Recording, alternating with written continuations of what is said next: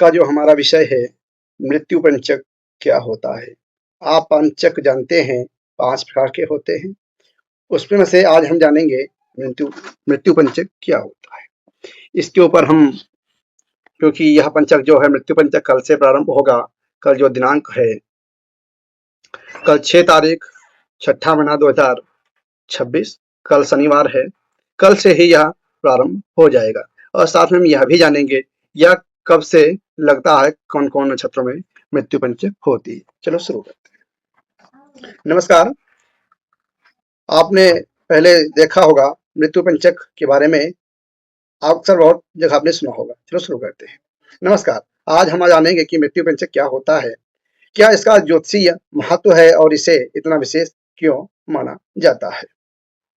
ज्योतिष शास्त्र के अनुसार जब पंचक का आरंभ शनिवार के दिन होता है तो उसे मृत्यु पंचक कहा जाता है।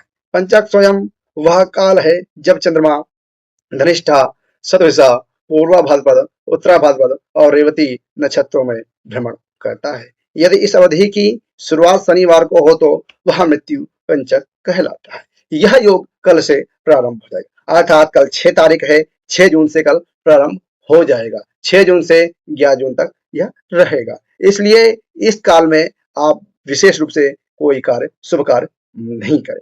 चलो आगे बढ़ते हैं। धार्मिक मान्यताओं के अनुसार मृत्यु पंचक को शुभ कार्यों के लिए अनुकूल नहीं माना जाता।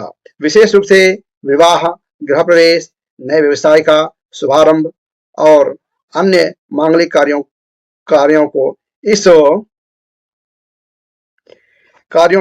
इस अवधि में करने से बचने की सलाह दी जाती है।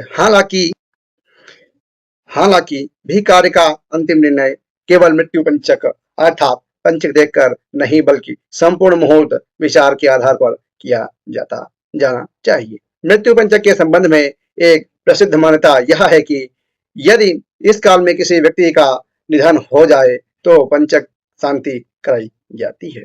अर्थात जब उस व्यक्ति का जब दाह संस्कार अर्थात अंतिम क्रिया की जाती है तो 5 पुतले बना करके उसी के साथ में दाह किए जाते हैं। इसी को मृत्यु पंचक शांति कहते हैं।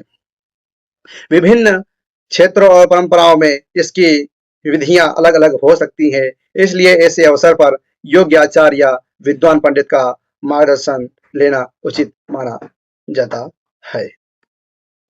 यह ध्यान रखना आवश्यक है कि पंचक संबंधी मान्यताएं मुख्यतः धार्मिक और ज्योतिषीय परंपराओं पर आधारित है।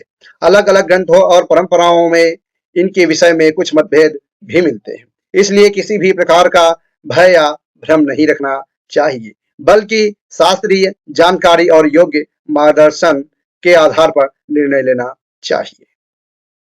अंत में मृत्यु पंचक हमें यह स्मरण कराता है कि जीवन में प्रत्येक कार्य उचित समय और विवेक और श्रद्धा के साथ करना चाहिए। यदि आपको यह जानकारी उपयोगी लगी हो तो वीडियो को लाइक और चैनल को सब्सक्राइब अवश्य करें। फिर आपको मिलते हैं नेक्स्ट वीडियो में। नमस्कार। यदि आपको इसमें कोई प्रश्न हो तो आप हमसे पूछ सकते हैं, आपके प्रश्न का उत्तर अवश्य दिया जाएगा। फिर मिलते हैं आपको नेक्स्ट वीडियो में। नमस्कार।